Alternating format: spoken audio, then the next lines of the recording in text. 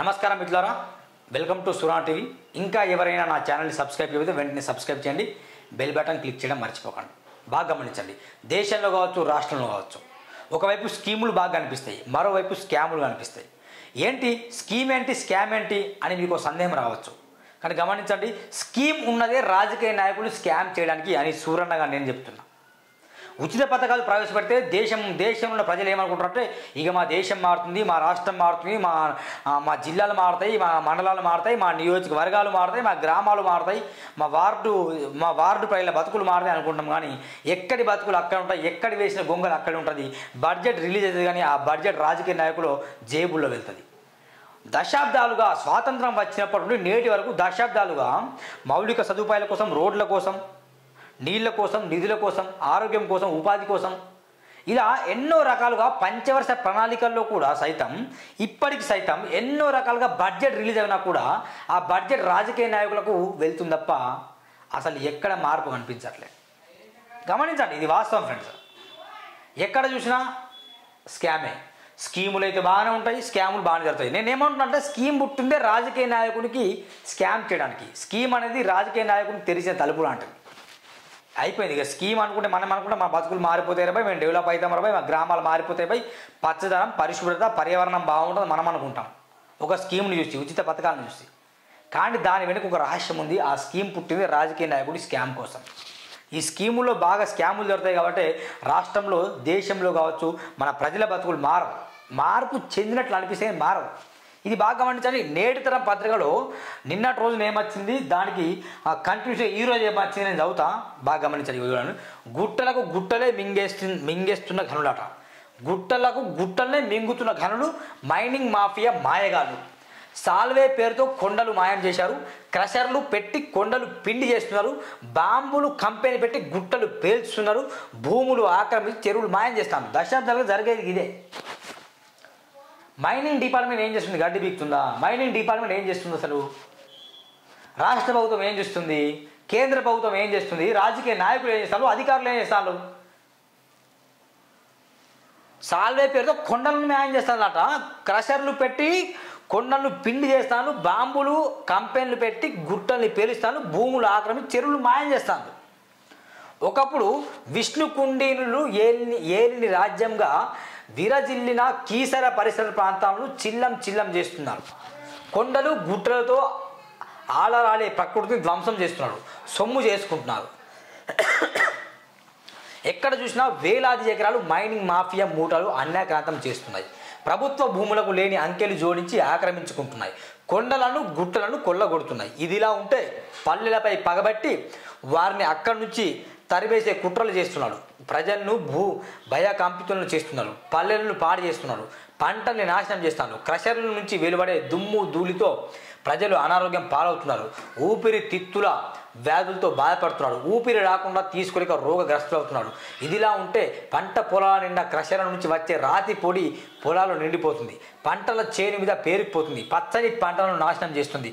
ఇదేంటని ప్రశ్నిస్తున్నా mining మాఫియాగాళ్ళ దౌర్జన్యం చేస్తానట. ప్రశ్నిస్తే దౌర్జన్యం చేస్తాను.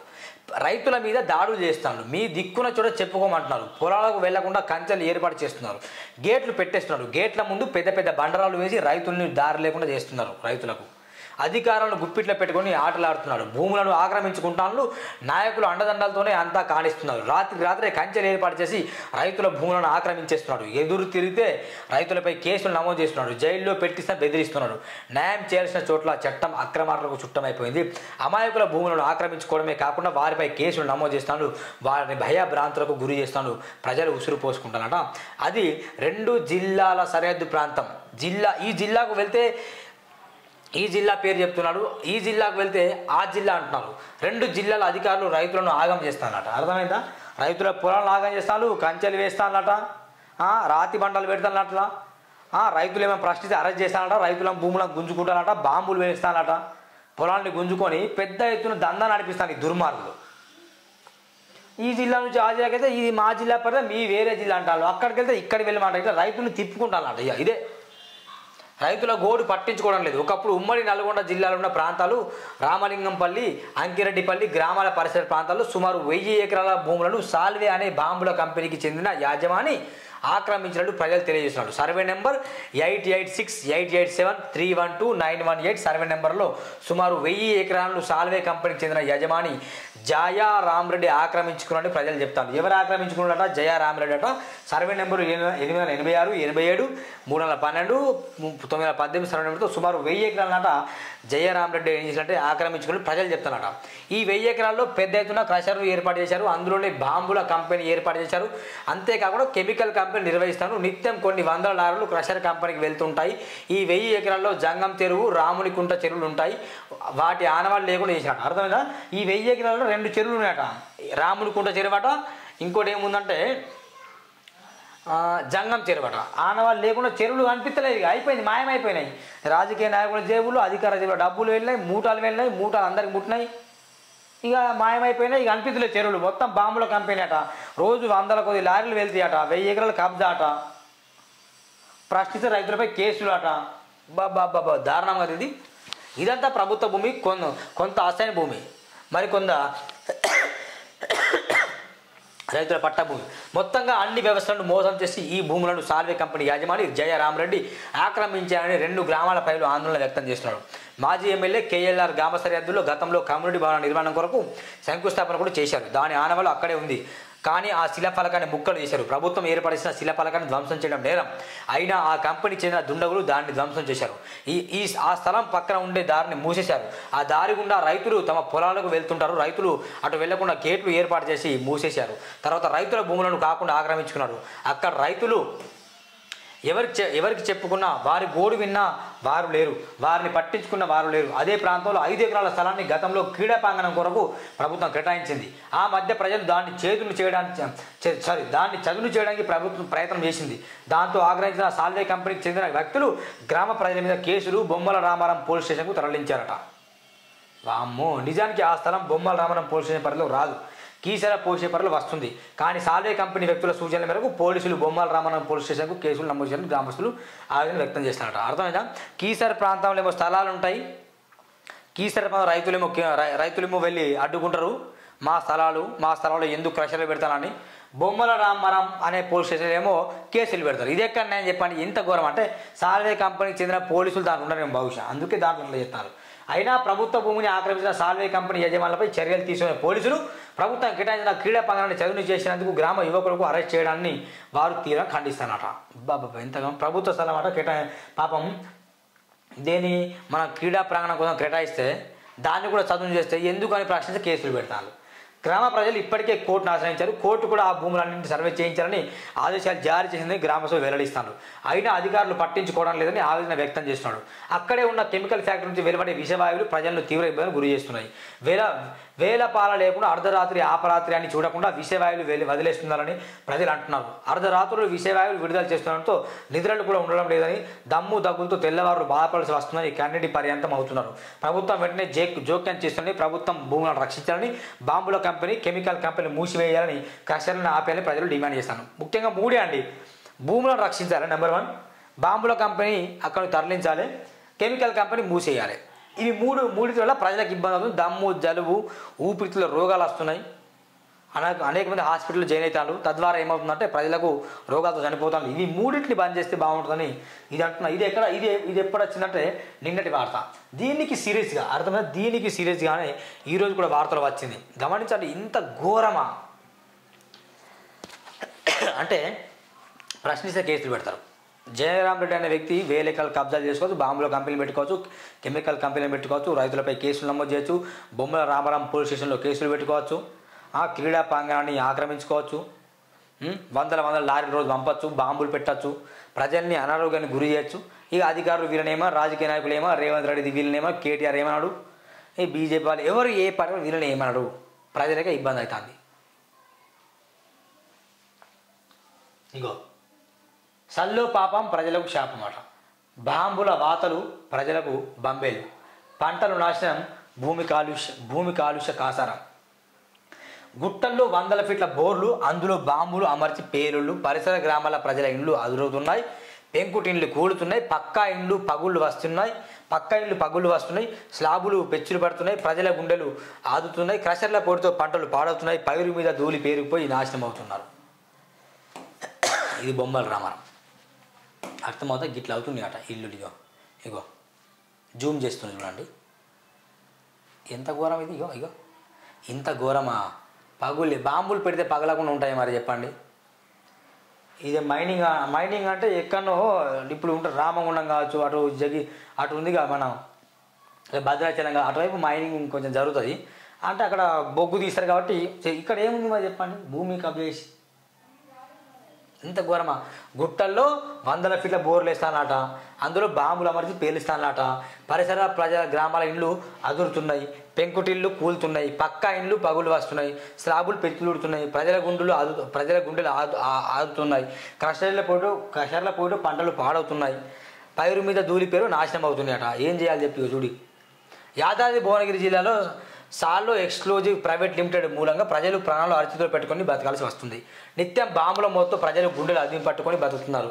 సాల్వో కంపెనీ అరాచకాలు రోజు రోజుకు మితిమీరుతున్నాయి. పాలకులను మచ్చిగా చేసుకొని వ్యవస్థలను గుప్పిట్లో పెట్టుకొని ప్రజల ప్రాణాలతో చెలగాట మారుతున్నారు. రాజకీయ నాయకుల్ని అధికారులని కొంచెం ఎన్నో కోర్టు వాళ్ళ పడేసి ఈ వేలెకరాలను కబ్జా చేసుకొని ప్రజల జీవితాన్ని ఆగం చేసేసి ప్రజలను నట్టింట్లో ముంచేసి రైతుల భూముల్ని గుంజుకొని చివరిగా రైతులపైన కేసులు నమోదు చేసేసి హల్చల్ చేస్తాను. ఇంకా ప్రభుత్వం మా ప్రజాప్రభుత్వం మంచి చేస్తుంది అంటే ఏం గడ్డి బీగుతుంది ప్రభుత్వం? ఏం చేస్తుంది? ఏం బీగుతుంది? గిన్ని ఎకరాల కబ్జా చేస్తే ఏం చేస్తాను? ప్రజల ఇల్లు కూలిపోతాను ఏం చేస్తాను? పెక్కులు ఊడిపోయి ఏం చేస్తాను? పంటలు నాశనం అవుతాను ఏం చేస్తాను? వ్యవస్థలను గుప్పిట్లో ప్రజల ప్రాంతం చెలగట మారుతారు వాళ్ళు. ఓవైపు బాంబుల కంపెనీ ఏర్పాటు చేసుకుని దానికి అనుగుణంగా కెమికల్ ఫ్యాక్టరీ ఏర్పాటు చేసి గుట్టలను మాయం చేసుకుంటూ సాగిస్తున్న అక్రమ మైనింగ్ మూలంగా ప్రజలు తీవ్ర ఇబ్బందులు ఎదుర్కొంటారు. సాల్వో కంపెనీ యజమాని భూదాహానికి అదుపు లేకుండా పోయింది. సాల్వో బాంబుల కంపెనీ చుట్టుపక్కల ఉన్న ప్రభుత్వ భూములను ఆక్రమించుకున్నాడు. కొండలు గుట్టలను తన ఖాతాలో వేసుకున్నాడు. ఆ కొండలను మాయం చేస్తున్నాడు. మైనింగ్ వ్యాపారం విచ్చలుడిగా సాగిస్తున్నాడు. సుమారు 1000 ఎకరాలను తన గుప్పిట్లో పెట్టుకున్నాడు. యాదగిరి గుట్ట సమీపంలో ఉండడంతో ఆక్రమించిన భూమిలో రియల్ వ్యాపారం సాగిస్తున్నాడు. ఒక వ్యక్తి వ్యవస్థను విధ్వంసం చేస్తున్న ప్రభుత్వం పట్టించుకోవడం లేదు. గత పాలకుల పుణ్యమా అని రెచ్చిపోయి ప్రభుత్వ భూములన్నింటికీ అన్యాయం చేశాడు. ధరలో లోపాలను అదును చేసుకొని అధికారులను గుప్పిట్లో పెట్టుకుని భూములను కొల్లగొట్టారు. గత ప్రభుత్వంలో చేసిన తప్పే ఇదంతా. ఏంది గత ప్రభుత్వం చేసింది? ధరణి వాళ్ళ చేతిలో, మొత్తం అధికారుల చేతుల్లో, రాజకీయ నాయకుల చేతుల్లో, కేటీఆర్ చేతులు ధరణి మొత్తం టక్ టక్ టక్ నొక్కి అయిపోయింది. ఆ భూమి వీళ్ళ పేరు మీద వస్తుంది. అక్కడ మైనింగ్ చేసుకోవచ్చు, బాంబులు పేలుకోవచ్చు, ఏమన్నా చేసుకోవచ్చు, విషవాయువులతో నింపివచ్చు, ఏమన్నా చేసుకోవచ్చు. ఏం చేసినా ఉరిగేది జరిగేది ఏం లేదు. ఇక రాజకీయ నాయకులు వాళ్ళకి మధ్యలో సంబంధాలు ఉంటాయి కదా, డబ్బు సంబంధాలు, మూటా సంబంధాలు, అది పడేది అయిపోయింది. ప్రజలు జీవితాలు ఆగమవుతాయి. కంపెనీ అరాచకాల మూలంగా ప్రజలు అనేక ఇబ్బందులు పడుతున్నారు. తన కంపెనీలో తయారయ్యే బాంబులను వినియోగించి కొండలను పిండి చేస్తాను. ప్రభుత్వాన్ని మోసం చేస్తూ ప్రజలను అన్యాయం చేస్తూ నేరాలకు పాల్పడుతున్న ప్రభుత్వ యంత్రాంగం కదలకపోవడం విడ్డూరం. 24 గంటల పాటు సాగే బాంబుల మొత్తం ప్రజల గుండెలు అదిరిపోతున్నాయి. విద్రోహ బాధితులు గుండెలు అదిరి పట్టుకుని బతుకుతున్నారు. దినదిన గండంగా కాలం గడుపుతున్నారు. జయరామరెడ్డితో పెట్టుకోలేక ఆయనను ఎదురించలేక చాలా మంది గ్రామాన్ని వదిలి వెళ్ళిపోతున్నారు. ఇంత దుర్మార్గం జరుగుతున్న పట్టించుకునే నాదులకు లేకుండా పోతున్నాడు. సహజంగా మైనింగ్లో 20 ఫీట్ల వరకు బోర్లు వేసి బాంబులను వినియోగిస్తుంటారు. కానీ సాల్వో కంపెనీ 100 ఫీట్ల కొండల్లో గుట్టల్లో పేల్చేస్తున్నాడు. దాంతో కిలోమీటర్ల వరకు భూమి అదురుతుంది. భూకంపం పుట్టినంత పని అవుతుంది. అది ఒకసారి 2 సార్లు కాదు, నిత్యం 10 సార్లు ఇలా బాంబులు పెట్టి కొండలను పేలుస్తున్నట్టు పరిసర గ్రామాల్లో అరచేతులు పెట్టుకుని ప్రాణాలు బతుకుతున్నట. బాంబు ఇంత ఘోరమా? 20 ఫీట్లే బోర్ పర్మిషన్ ఉంటాయి. సారీ, బాంబులు పెట్టిన పర్మిషన్ ఉంటుంది. 100 ఫీట్లో పర్మిషన్ 100 ఫీట్లో పెట్టడమట, బాంబులు పేసడమట. ఆ భయానికి రైతులు గ్రామం విడిచి పారిపోవడం, ఎదురిస్తే ప్రశ్నిస్తే కేసులు పెట్టడం, జైల్లో పడేయడం, గిట్లా చేస్తానట. ఏం చెప్పాలి రామరెడ్డి గారు? ఇంకా మీ రెస్పెక్ట్ ఉంది, ఎందుకు ఇట్లా చేస్తాను? కొంచెం బంద్ చేయండి కంపెనీ. ప్రజల్ని కాపాడండి, ప్రజల ప్రాణాన్ని నిలబెట్టండి. ఇగో పెంకుటిండ్లు కూలిపోతున్నాయి, పక్కా ఇళ్లకు బీటలు పడుతున్నాయి, స్లాబులు ఉన్న పెచ్చులు ఊడిపోతున్నాయి. అవి రాత్రి వేళ ఎక్కడ మీద పడి ప్రాణాలు పోతాయని ప్రజలు భయం గుప్పిట్లో బతుకున్నాడు. నిద్రలేని రాత్రులు గడుపుతున్నాడు. బాంబుల మూతకు పశువుల చెల్లాచెదరవుతున్నాయి. పశువులు కూడా భయానికి పరుగులు పెడుతున్నాయి. పాడి పశువులు పాలు కూడా ఇవ్వడం లేదంటే పరిస్థితులు ఎంత దుర్మార్గం ఉన్నాయో అర్థం చేసుకోవచ్చు. ఇక సాల్వో కంపెనీకి ఆనుకొని ఉన్న కెమికల్ కంపెనీ నుంచి వెలువడుతున్న కాలుష్యం అంతా భూమిలోకి చేరుతుంది. దాంతో భూమిలో నీరంతా రంగు మారుతుంది. నీళ్లు విపరీతమైన వాసన వస్తున్నాయి. నోట్లో పోసుకునే అవకాశం లేకుండా పోతుంది. పరిసర ప్రాంతాల్లో భూగర్భ జలాన్ని రసాయనాలతో నిండిపోతున్నాయి. బావులు బోరాల నుంచి రంగుమార నీళ్లు ముక్కు పుటలు అదిరిపోతున్నాయి. వాటిని కనీసం చేతులు తీసుకునే పరిస్థితి లేకుండా పోయింది. చేతులు పెట్టుకునే చేతులు రంగులు మారుతున్నాయి. రసాయన వాటికి చేతులు తిమతిమంటున్నాయి. అలాంటి నీళ్లు నోట్లో వెళ్తే పరిస్థితి ఎలా ఉంటుందో అర్థం చేసుకోవచ్చు. ఆ నీళ్లు మింగితే జీర్ణ వ్యవస్థ మొత్తం పాడవుతుందట. నీళ్లు మంచిలేవు, బోర్లకి వెళ్ళి వాటర్ వస్తలేవు, బోరింగ్ కొడితే వాటర్ వస్తాయి, బావులకి వెళ్ళి వాటర్ వస్తలేదు, నీళ్లు పట్టుకుంటే మొత్తం కలర్ మారుతుంది, తాగితే ఊపిరితిత్తులు ఖరాబ్ అవుతున్నాయి. చెప్తే అర్థమవుతలేదా? ఇక కెమికల్ కంపెనీ ఎప్పుడు పడితే అప్పుడు విడుదల చేసే విషవాయువుల మూలంగా ప్రజలు ఊపిరి రాకుండా ఊపిరి కూడా తీసుకోలేకపోతున్నారు. విషవాయువుల దాటికి ఊపిరితిత్తులు పాడవుతున్నాయి. ప్రజలు ఆస్తమా బారి పడుతున్నారు, ఊపిరితిత్తులు వ్యాధులు ఎదుర్కొంటున్నారు. ఇక పంట పొలాల సంగతి మరి దారుణం. నారు పోషణ నుంచి వాటిని కాపాడుకోవడం రైతులకు కత్తి మీద సామల మారింది. రోజు పంట పొలాల్లో క్రషర్ల నుంచి వచ్చే దుమ్ము ధూళి మొత్తం పొలాలు నిండిపోతున్నాయి, పంటలపై ధూళి పేరిపోతుంది, పైర్లు ఆదిలోనే ఎండిపోతున్నాయి. వాటిని కాపాడుకోవడం కోసం రైతులకు సాధ్యం కావడం లేదు. నిత్యం పొలాల్లోకి దిగి దుమ్ములు దులిపే పరిస్థితి లేక కాలుష్య కాసారం నిన్న నీళ్ళతో పంటలు ఎర్రబారిపోతున్నాయి. వాటిని రక్షించుకోవడం కోసం రైతులు రకరకాల మందులు వాడాల్సి వస్తుంది. అయినా పంటలు పండుతాయన్న గ్యారంటీ లేకుండా పోయింది. అన్ని రకాల సమస్యలు ఎదుర్కొంటున్న రైతులకు సాల్వ కంపెనీ దుండగులను అనేక మంది రైతుల భూములు ఆక్రమించుకున్నారు. వారి భూములకు వెళ్లకుండా అడ్డుకున్నారు, దారులు మూసేస్తున్నారు. రైతుల భూములు తమ పేరు మీద రాయించుకొని రైతులను బెదిరిస్తున్నారు. రైతుల భూములు వారికి కాకుండా చేస్తున్నారు.